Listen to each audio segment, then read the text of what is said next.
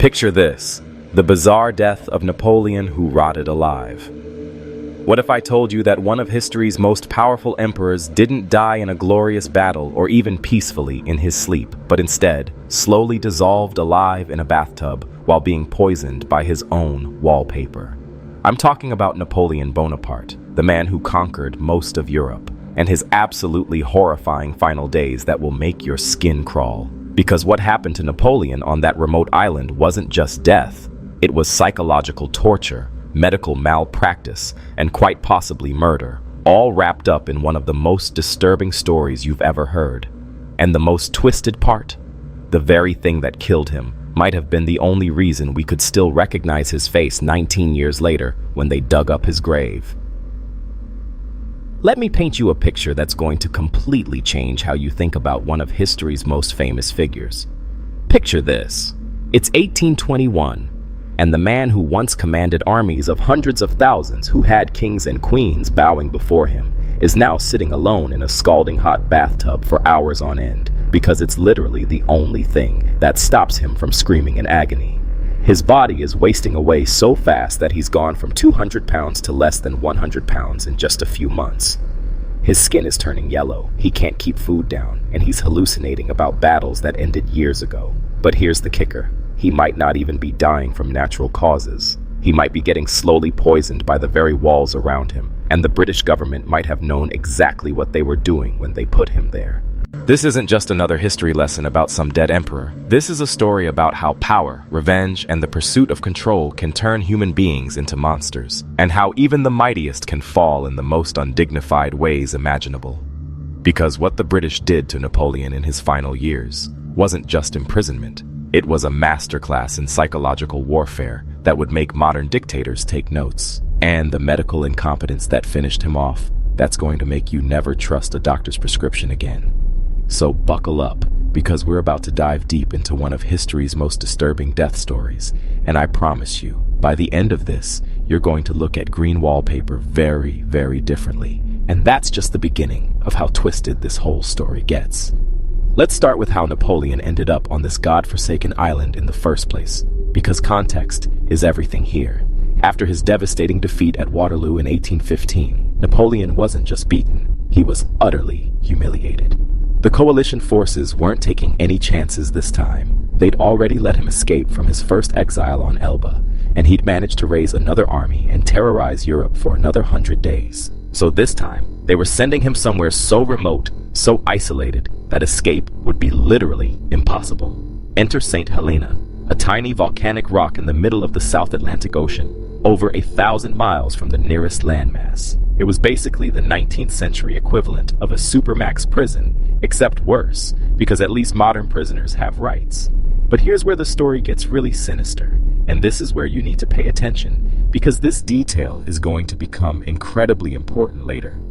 The British didn't just throw Napoleon into any old building on the island. Oh no, they were way more calculated in that.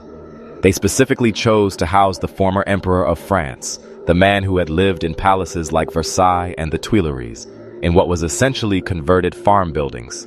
I'm talking about Longwood House, which sounds fancy until you realize it was literally a barn and cowshed that belonged to the East India Company. The British took a building where animals used to live and said, "Yeah, this is good enough for Napoleon." And this wasn't an accident or a cost-cutting measure. This was deliberate psychological warfare. Governor Hudson Lowe, the British official in charge of Napoleon's captivity, was living it up in Plantation House, a beautiful, well-maintained residence with proper ventilation, solid walls, and all the amenities you'd expect for a colonial governor. Meanwhile, Napoleon was stuck in a building with walls so thin you could hear conversations in the next room, a roof that leaked so badly they had to move his bed during storms, and a location specifically chosen for its miserable weather. We're talking about constant dampness, fog that rolled in almost daily, and an atmosphere so humid that everything was perpetually wet. But it gets worse, so much worse.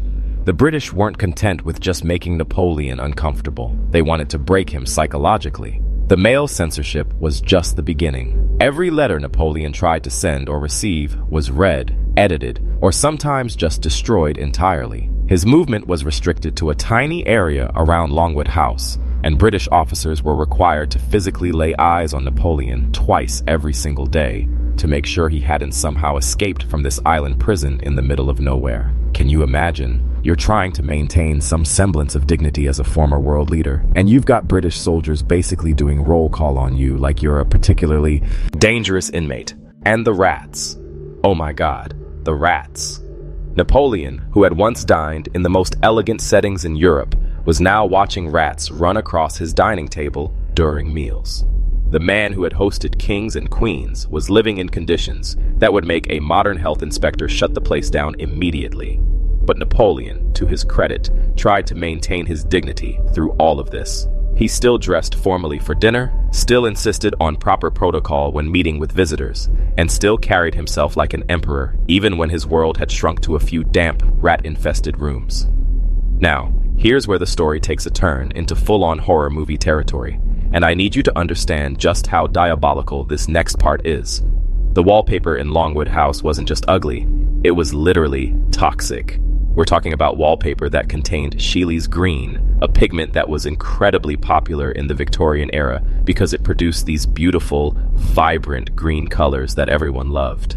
There was just one tiny problem with Scheele's green. It was loaded with arsenic.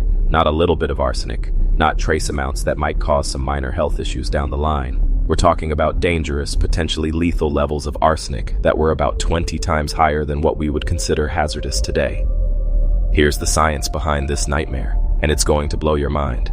A typical piece of Victorian wallpaper with Scheele's green contained about 0.12 grams of arsenic per square meter. To put that in perspective, that's 20 times higher than the levels we consider dangerous today. But here's the really insidious part. In dry conditions, this wallpaper was mostly harmless. The arsenic stayed locked in the pigment, and you could live with it for years without major issues. But add dampness, humidity, and moisture, exactly the conditions that existed at Longwood House. And something terrifying happens. The moisture causes the wallpaper to release arsine gas, which is colorless, odorless, and absolutely lethal. And guess what Napoleon's favorite colors were? Green and gold. So when the British were decorating his rooms, they made sure to use plenty of that beautiful green wallpaper, especially in his bedroom. The very room where Napoleon was spending up to 20 hours a day during his final years, breathing in invisible poison with every breath he took. Now you might be thinking, okay, but surely this was just an accident, right? The British couldn't have known how dangerous this wallpaper was. Wrong. Dead wrong. By 1815, there were already documented cases of wallpaper poisoning making the news. Medical journals were reporting deaths related to arsenic pigments in wallpapers and fabrics. The dangers of Scheele's green weren't some closely guarded secret. They were being discussed in medical circles and even in some newspapers. But you know what was stronger than safety concerns? Fashion. People loved their green wallpaper, and manufacturers loved the profits, so they kept producing it even as the body count grew. But here's what makes this story even more sinister. The British had access to all of this information. They knew about the reports, they knew about the dangers, and they still chose to house Napoleon in a damp, humid environment surrounded by arsenic-laden wallpaper. Was this intentional murder? Was it negligent homicide? Or was it just incredibly convenient for the British that their most dangerous prisoner was slowly being poisoned by his living conditions? You can draw your own conclusions, but the coincidences are pretty damn suspicious. Now let's talk about what this poison was actually doing to Napoleon's body, because this is where the story becomes absolutely horrifying. We're not talking about a quick, merciful death here. We're talking about months and months of slow, agonizing deterioration that would make medieval torture devices look humane by comparison. Napoleon's weight loss was extreme and rapid. We're talking about going from approximately 200 pounds to less than 100 pounds in a matter of months. But it wasn't just the weight loss that was terrifying his companions. It was everything else that was happening to his body. His personal physicians documented symptoms that read like something out of a medical horror story. Napoleon was experiencing severe abdominal pain that he described as feeling like a knife turning in my guts. Can you imagine that level of constant, unrelenting pain? But it wasn't just pain. He was having constant vomiting episodes where he couldn't keep any food down. Night sweats were soaking through his bedclothes every single night. His legs were swelling with edema, making it difficult and painful for him to walk. His skin was turning a sickly yellow color that made him look like he was already dead. But here's the detail that's going to stick with you long after you finish watching this video. The only relief Napoleon could find from this constant agony was sitting in scalding hot baths. I'm not talking about a nice warm soak after a long day. I'm talking about water so hot it was almost boiling. Water that would cause severe burns to a normal person's skin. Napoleon would sit in these baths for 2 to 4 hours at a time, requiring servants to constantly add more hot water to maintain the temperature. The bathtub literally became both his refuge and his prison. Think about the psychological torture of this situation. Here's a man who once, and had the largest army in European history, who had redrawn the map of an entire continent, and now he's reduced to sitting alone in a bathtub for hours because it's the only thing that makes him stop screaming in pain. And even then, he was trying to maintain his dignity. He was hiding his symptoms from visitors, stuffing padding into his clothes to conceal how much weight he'd lost, pretending to eat meals while secretly signaling his servants to remove the untouched food. Napoleon was literally dying with his boots on, trying to preserve some semblance of imperial dignity, even as his body was betraying him in the most horrible ways imaginable. But wait, it gets worse. Because just when you think this story can't possibly become any more disturbing, we get to the medical malpractice that actually finished Napoleon off. Enter Dr. Archibald Arnault, whose intervention was going to turn this slow poisoning into an immediate death sentence. Now, Napoleon had been avoiding medical treatment for years at this point, and honestly, given what happened next, his instincts were probably right on the money. Dr. Arnault decided that what Napoleon needed was a good dose of calomel, which is mercury chloride. Now, mercury is poisonous under the best of circumstances, but there are safe dosages that were sometimes used medicinally in the 19th century. The maximum safe dose was about 2 grains. Dr. Arnault gave Napoleon 10 grains. 10. That's 5 times the maximum safe dose of a substance that's toxic in any amount. But apparently that wasn't enough medical incompetence for one day, because Dr. Arnault also decided to wash it down with something called Oriat, which was a drink made with bitter almonds. Bitter almonds, for those keeping track at home, contain cyanide. So let's recap what was happening to Napoleon's body at this point. He's been slowly poisoned by arsenic gas for months, or possibly years. His body is already shutting down from the constant exposure to this invisible toxin. And then a doctor decides to give him 5 times the safe dose of mercury followed by a cyanide chaser. What could possibly go wrong? The timeline of Napoleon's final days after this medical intervention reads like a textbook case of how to accidentally commit murder with a prescription pad. On May 3rd, 1821, Napoleon takes the calomel and immediately develops uncontrollable vomiting and internal hemorrhaging. His body, which had been slowly failing for months, suddenly went into complete systemic collapse. By May 4th, he was having periods of unconsciousness and had stopped recognizing the people around him. His brain was shutting down, his organs were failing, and there was nothing anyone could do to stop it. But here's the detail that shows you just how aware Napoleon was of what had happened to him. After taking that fatal dose of mercury, he reportedly told his companions, "They have given me my death." He knew. Even in his deteriorating mental state, Napoleon understood that the medical treatment had pushed him over the edge from slow death to imminent death. His staff eventually became so convinced that Dr. Arnault was killing their emperor that they physically barred the doctor from entering Napoleon's room. But it was too late. The damage was done. May 5th, 1821 was Napoleon's final day on Earth, and his death scene was simultaneously tragic and terrifying. He was experiencing what medical professionals call terminal delirium, where his dying brain was essentially replaying the most significant moments of his life. But this wasn't peaceful reminiscing about happier times. Napoleon was issuing military commands to phantom troops, refighting the Battle of Waterloo over and over again, trying to correct the tactical mistakes that had led to his downfall. He was commanding divisions that existed only in his failing mind, apologizing to the ghosts of marshals and friends who had died years earlier in his wars. His last coherent words were, "France, armée, tête d'armée, Josephine." France, army, head of the army, Josephine. Even at the very end, his mind was focused on the 3 things that had defined his life: his country, his military career, and his first wife, the woman he had loved more than any crown or conquest. But then came a moment of startling clarity that's going to give you chills. Just before he died, Napoleon managed to say something that was either the rambling of a dying brain or one of the most prophetic statements in history. I have been murdered by the English oligarchy and their hired assassin. Was this just delirium? Or did Napoleon understand exactly what had been done to him? Did he realize that his living conditions, his medical treatment, and his slow poisoning weren't accidents, but deliberate acts of revenge by a government that wanted him to suffer before he died? We'll never know for sure, but the timing of that statement, coming in his final moments of mental clarity, is absolutely haunting. The death scene itself was like something out of a Gothic novel. There was a violent storm raging outside Longwood House as Napoleon took his final breaths. 6 men witnessed the emperor's death by candlelight as the wind howled and rain lashed against those thin walls. At 5:49 p.m. on May 5, 1821, Dr. Antomarchi pronounced the words that officially ended an era. L'empereur est mort. The emperor is dead.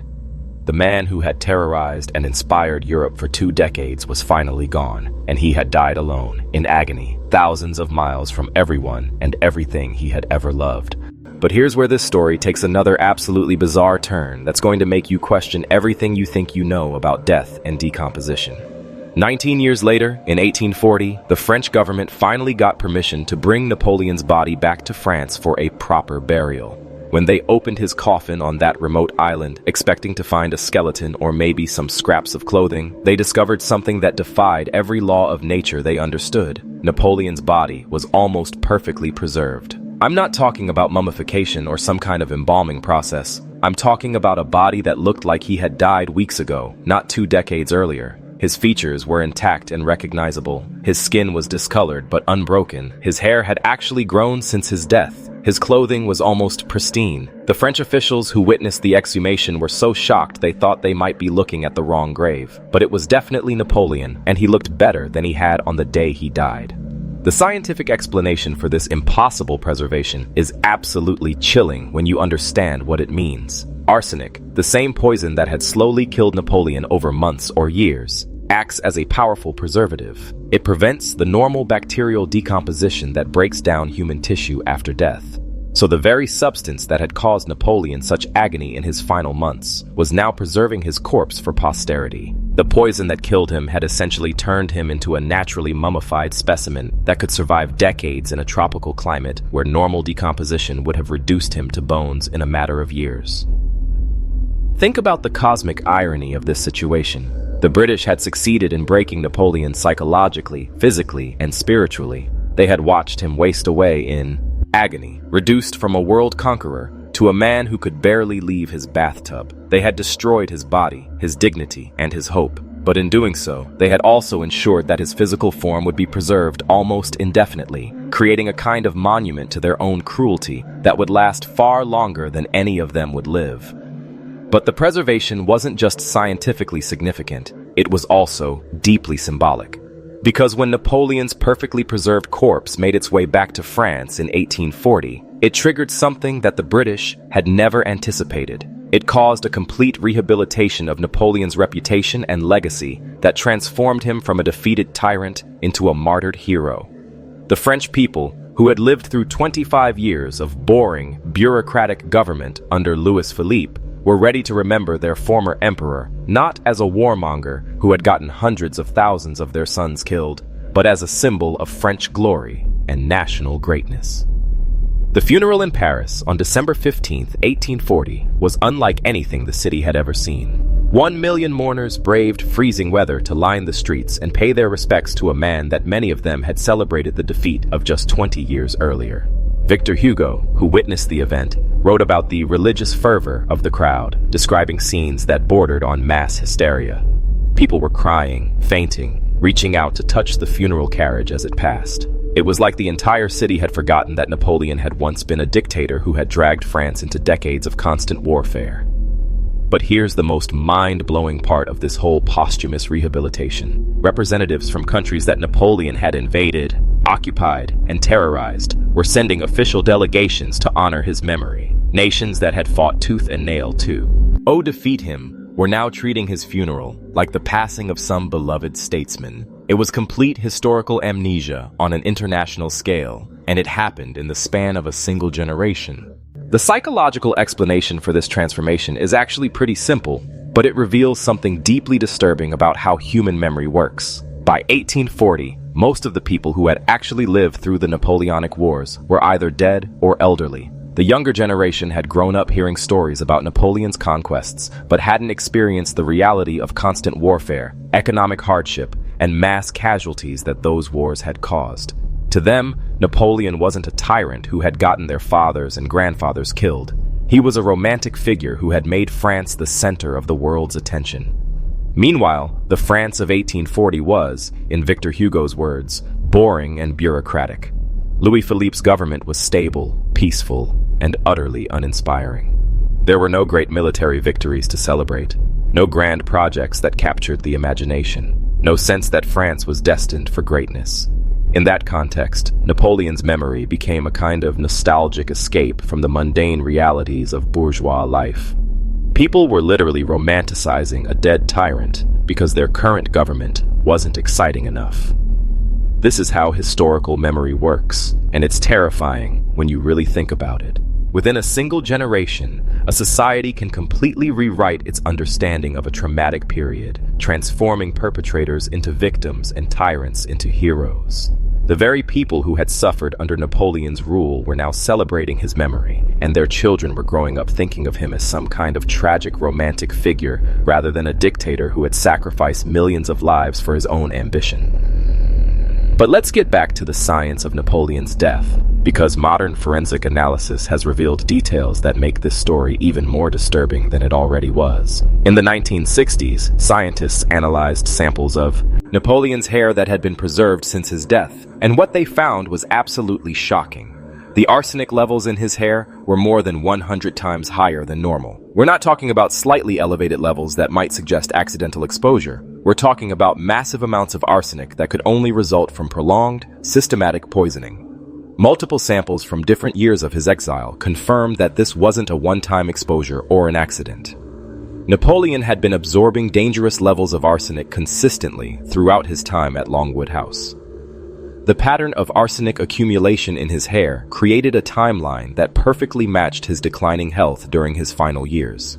When scientists analyzed fragments of the actual wallpaper from Longwood House, they confirmed that it contained exactly the kind of dangerous arsenic levels that could have caused this chronic poisoning. So now we have scientific proof that Napoleon was indeed being slowly poisoned by his living environment.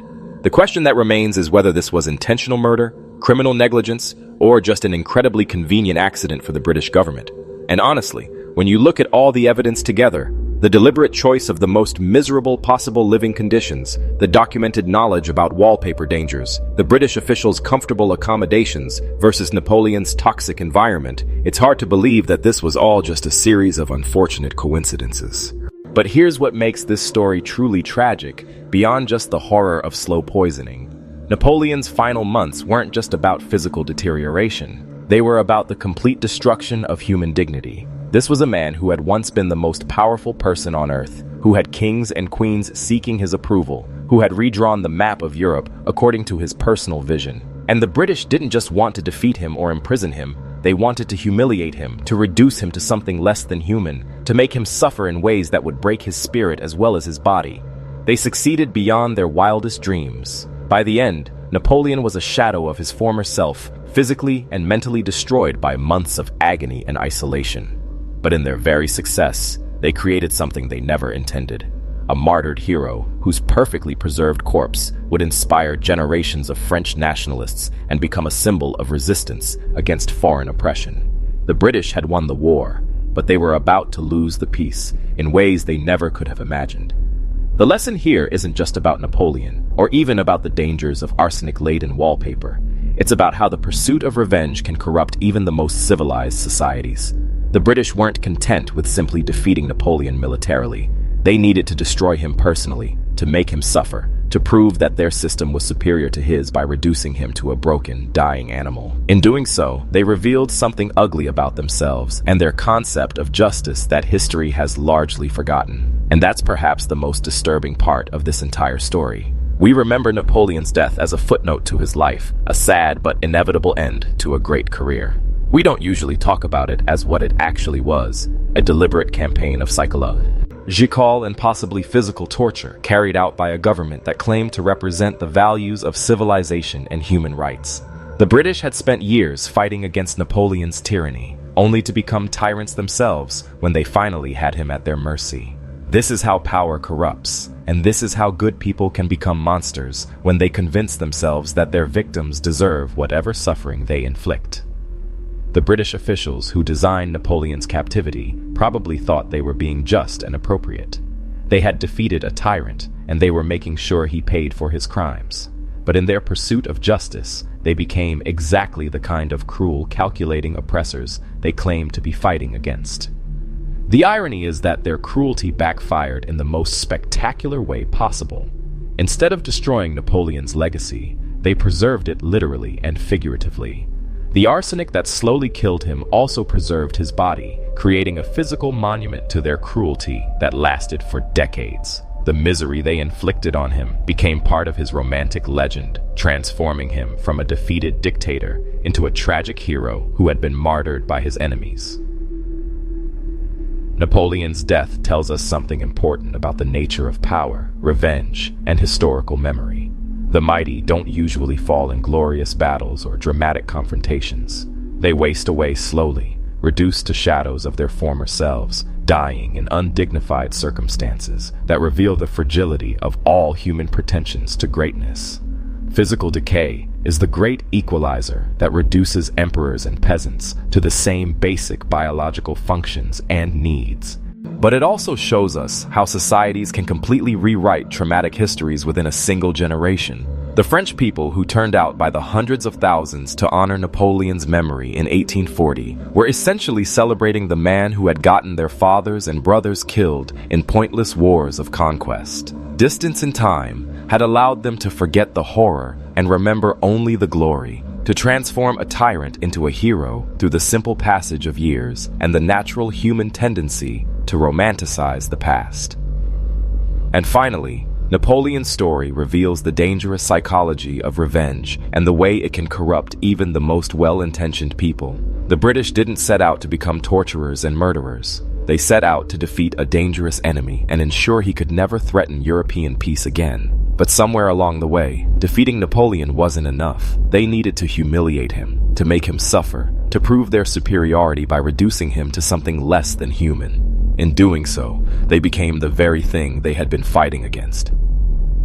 So the next time you see green wallpaper, remember Napoleon Bonaparte slowly dissolving in his bathtub on a remote island, poisoned by the very walls around him, while his captors watched and waited for him to die. Remember that even the most powerful people in history are ultimately just flesh and blood, vulnerable to the same petty cruelties and biological failures that affect us all. And remember that the pursuit of revenge, no matter how justified it might seem, has a way of transforming the pursuers into monsters. Because that's the real lesson of Napoleon's bizarre death. Not that wallpaper can be dangerous, or that 19th century medicine was incompetent, but that cruelty has a way of preserving itself in history, creating monuments to human evil that last far longer than the people who created to. The British wanted to destroy Napoleon, but instead they created a legend that would inspire French nationalism for generations. They wanted to prove their moral superiority, but instead they revealed their capacity for calculated cruelty. They won the war, but they lost their souls in the process. And Napoleon got the last laugh after all. His perfectly preserved corpse became the center of one of the most spectacular funeral ceremonies in French history. His legend grew stronger in death than it had ever been in life, and his story became a cautionary tale about the dangers of absolute power, not just the power he had wielded as emperor, but the power his enemies wielded over him in his final agonizing months. In trying to erase him from history, they ensured he would be remembered forever, not as a conqueror, but as a victim of the very kind of tyranny he had once embodied himself. That's the ultimate irony of Napoleon's death. The man who had lived by the sword didn't die by the sword, but by wallpaper and medical malpractice and the slow, grinding machinery of institutional revenge. And in dying that way, he became something far more dangerous to his enemies than he had ever been as a living emperor. He became a martyr, a symbol, and a reminder that power without mercy is just another form of barbarism, dressed up in the clothes of civilization.